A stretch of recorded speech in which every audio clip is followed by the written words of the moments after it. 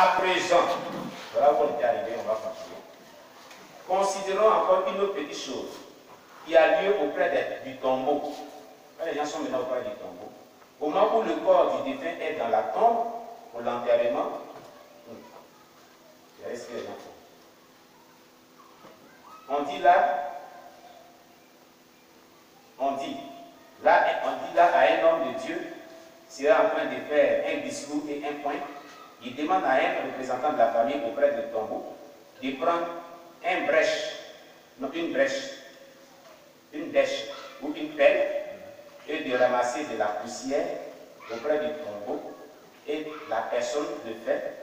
Puis dans la suite de son discours, il dira: sable, ô sable, poussière la poussière, et dira à la personne de jeter le sable dans la tombe où le corps du défunt repose déjà. Et cette personne-là jettera le sable dans le tombeau. Maintenant, arrêtez-vous. Et un moment, savez-vous ce que cela signifie?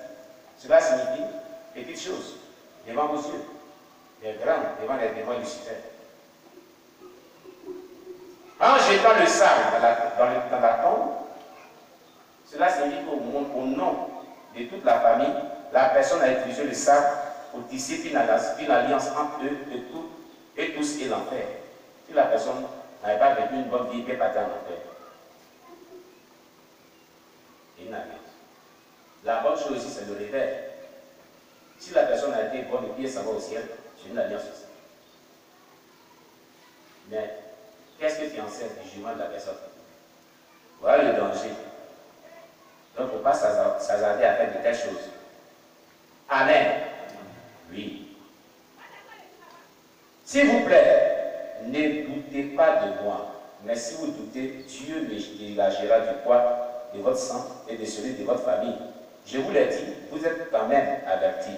Ce dont vous avez besoin est de prier de façon fervente et de prier à Dieu pour votre délivrance. Mais après, pendant que vous êtes au bord du tombeau, vous pouvez lire la portion de l'Écriture qui dit que nous sommes poussière et nous retournerons dans la poussière. Genèse 3, verset 19. Écoutez-moi, vous pouvez donner cette information. Alléluia. Aux membres de votre famille. Et ils pourront en douter.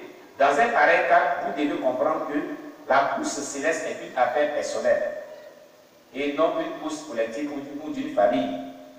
Le salut est personnel. Amen. Pour cela, vous devez prier à Dieu pour votre propre délivrance, pour que vous puissiez être libérés d'une telle condamnation des propos que vous avez dû faire au tombeau d'une personne. Amen. Ou à des funérailles d'une personne. Je voudrais vous parler d'une autre petite chose qui a condamné presque tous les croyants pour l'enfer. Toutefois, je veux que vous compreniez que la raison pour laquelle Jésus-Christ est en train de nous révéler toutes ces choses maintenant est qu'il désire réellement que nous échappions à la colère de Dieu. Considérons Malachie 3, verset 8 à 9. Il nous dit ceci. Est donc trompe-t-il Dieu? Car vous me trompez et vous dites: en quoi avons-nous trompé? Dans les dîmes et les offrandes. Vous êtes frappés par la malédiction et vous me trompez, la nation tout entière. Amen. Ce dont je voudrais parler ici concerne les dîmes et les offrandes. Déclare Kingsley Bali. Plusieurs prédicateurs parlent du paiement de la dîme, mais ils ne parlent pas comme cela se doit. Et la façon dont certains prédicateurs parlent de la dîme et des offrandes pousse les gens à croire que la raison pour laquelle les prédicateurs en parlent. Oh là là, oh là là, oh là là, c'est pas possible.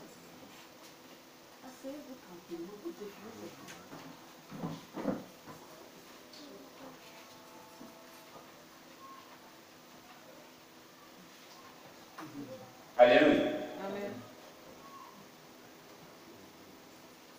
La manière dont il les parle est qu'ils veulent remplir leur poche. Donc, ils ont un but pour lequel ils parlent de la dîme. C'est pour escroquer les gens. Et c'est exactement la mentalité de certains prédicateurs. Mais cela est de l'erreur. Les dîmes et les offrandes sont la propriété de Dieu. Elles appartiennent à Dieu et non à l'homme. Dieu a dit d'apporter la maison du trésor toutes les dîmes afin qu'il y ait de la nourriture dans sa maison. Malachie 3, verset 10. C'est pourquoi il faut que les prédicateurs en parlent telles qu'elles sont réellement. Quand Dieu dit que nous l'avons dérobé, en matière des dîmes et des offrandes. Il n'a pas menti parce qu'il ne peut pas commettre d'erreur. C'est un Dieu parfait. La malédiction de Dieu est sur ceux qui le volent, cependant dans les dîmes et dans les offrandes. Cependant, comment nous volons Dieu, les dîmes et les offrandes? Voyons Lévitique 27, verset 30 à 31. Lévitique chapitre 27, verset 30 à 31. Lévitique chapitre 27, verset 30 à 31.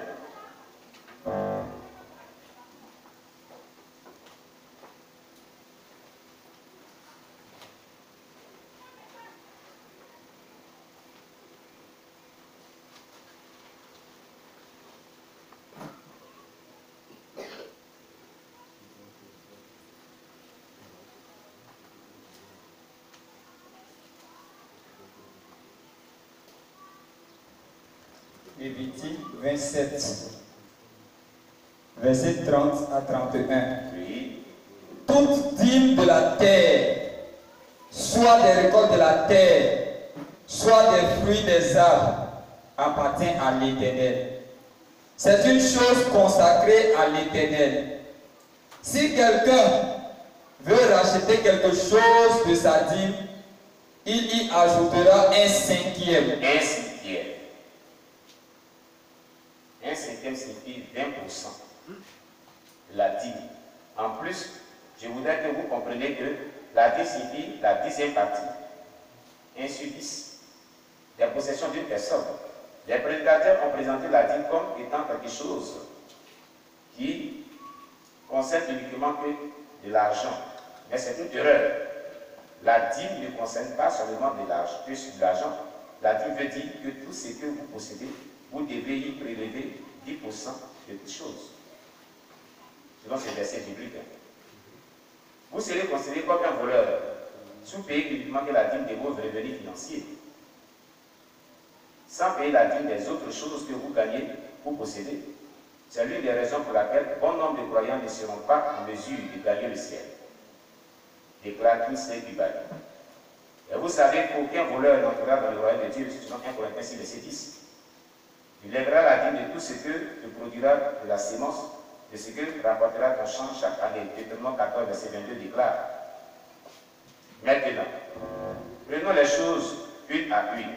Littéralement, les produits de la terre signifient les produits agricoles comme l'igname, le manioc, les légumes, les céréales, etc. Ce sont les produits qu'un paysan peut récolter à partir de son champ. Mais est-ce que tout le monde est paysan? Amen.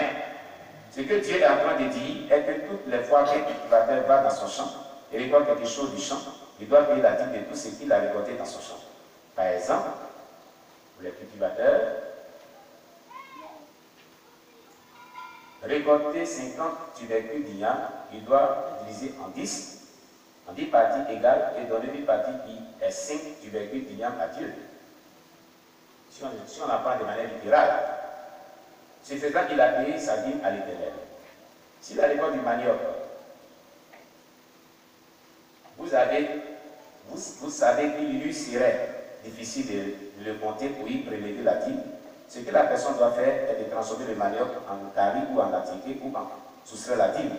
À présent, s'il décide de transformer le manioc en gari ou en autre produit mesurable après la transformation, il se servira d'un récipient pour mesurer que ce soit une coupe, un bol ou une balance pour le mesurer, après quoi il divisera le total mesuré en 10 parties et donnera une partie à Dieu. C'est la même règle qui s'applique s'il agissait de toute autre chose comme la tire. Le paysan divisera les légumes récoltés en 10 portions et apportera une portion à Dieu. Mais s'il ne veut pas procéder de cette façon, il évaluera en argent et changer sa dîme en argent et l'apportera à Dieu. Voilà pourquoi des personnes n'envoient pas vraiment des tubercules, mais ils évaluent tout en argent, ils apportent cela en dîme. Amen. Voilà. Les fruits des arbres, c'est la même chose. Alléluia.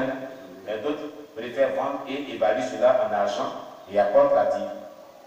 Les vivriers, ceux qui vendent des vivriers, même chose. Ils peuvent vendre et tout, ils apportent l'argent en dîme. Amen. Voilà. Que le nom de Dieu soit béni. Les fruits les arbres porteront les fruits sur les arbres. Voilà. Par exemple, si vous avez un oranger, c'est la même chose. Alléluia. Savez-vous que si quelqu'un vous a envoyé un temps d'antenne d'une valeur de 15 500 naira, la dîme de Dieu dans ce temps d'antenne est 150 naira. Et vous devez le payer, sinon vous devenez un brigand. Ou au fait que ce que quelqu'un vous donne comme cadeau, vous devez payer sa dîme. Et à l'exception de la nourriture que l'on présente à manger, lorsque vous visitez la maison de Dieu, ou lorsque vous avez faim. Cependant, la Bible parle du rachat de la dîme. Il y a le rachat de la dîme. Avec un 5e ou 20% d'intérêt. Pourquoi on dit rachat de la dîme? Parce qu'il y a plusieurs fois des personnes qui ont volé Dieu dans les dîmes. C'est ce que nous dit le livre de Lévitique qu'on vient de voir. C'est pas ça? Amen. Alléluia. Amen. Comment procédons-nous par rapport à cela? Utilisons-nous de l'argent en guise d'exemple? Si vous avez gagné 10 000 naira et que vous n'avez pas pu payer votre dîme, qui doit s'élever à 1 000 naira, lorsque vous voudrez la racheter, par exemple,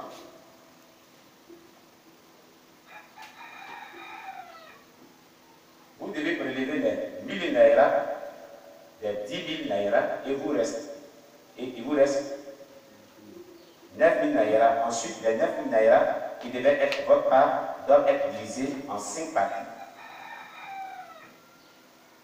Ce qui vous donnera 1800 naira. Et enfin, vous ajoutez les 1800 naira ou 1000 naira. Ce qui vous donnera le montant du rachat de votre dîme. Et vous aurez un total de 2800 naira. Et c'est ce que vous devez payer à la part de la dîme de 1000 naira que vous avez utilisé. Lorsque vous avez fait cela, vous avez correctement racheté votre dîme. Mais le rachat des dîmes, pourquoi le rachat des dîmes? Parce qu'il y a des gens qui ont volé Dieu dans les dîmes. Voilà ce que Dieu a dit. Papa, oui. En français, façon pour nous expliquer là. D'accord, donc on va enlever Naïra dessus. Tout ce que je vais dire maintenant. Écoute, il y a mes français. Voilà. Je reprends. Voilà, je sais. Bien. Par exemple, si vous avez gagné l'argent en guide des enfants, si vous avez gagné 10 000 francs, et que vous n'avez pas pu payer votre dîme, il doit s'élever à 1000 francs. Lorsque vous voudrez la racheter, vous devez prélever les 1000 francs, des 10 000 francs. Et il vous reste 9 000 francs. Ensuite, les 9 000 francs, qui devaient être votre part, doivent être divisés en 5 parties. Ce qui vous donnera 1800 francs. C'est ce qu'il a dit ici. Et enfin, vous ajouterez les 1800 francs aux 1000 francs. Ce qui vous donnera le montant du rachat de votre dîme et vous aurez un total de 2800 francs. Et c'est ce que vous devez payer à la place de la dîme de 1000 francs que vous avez utilisé. Lorsque vous avez fait cela, vous avez correctement racheté votre dîme. Vous avez compris maintenant?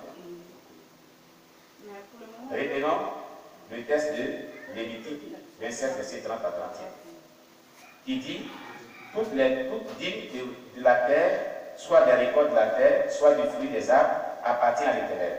C'est une chose consacrée à l'Éternel. Si quelqu'un veut racheter quelque chose de sa dîme, il y ajoutera 1/5. Ça veut dire qu'il y avait des rachats de dîmes qui se faisaient. Pourquoi? Parce que les personnes avaient volé Dieu dans les dîmes. Quand tu as volé Dieu dans les dîmes, c'est quoi? Dans le passé, tu n'as pas payé correctement tes dîmes, si tu es conscient de cela. Il y a des moments où Dieu t'a béni, tu n'as pas payé les dîmes. Si tu es conscient de cela, tu dois faire le rachat de ces dîmes. Est-ce que Dieu est capable de te faire comprendre? Tu comprends cela? Voilà. Avant de payer tes dîmes de manière ordinaire, rachète-toi. De cette manière qu'on vient de dire. Alléluia. Il est alors question de savoir combien de dîmes combien de livres de Dieu avez-vous utilisé? Vous pouvez savoir ça? Hein? Pouvez-vous vraiment vous rappeler? Même si vous pouvez vous en rappeler, êtes-vous capable de les payer tout en y ajoutant les 20% de chacun d'elles? Vous ne pouvez absolument pas vous souvenir de toutes ces dîmes. Et vous ne pouvez pas non plus tout payer. Et c'est sérieux. C'est pourquoi la miséricorde de Dieu doit prévaloir. Alléluia. Dieu. Ceci est la petite chose qui a conduit plusieurs en enfer. Si vous avez l'habitude de dépenser la dîme de Dieu, criez au Seigneur de vous montrer comment procéder pour les rembourser.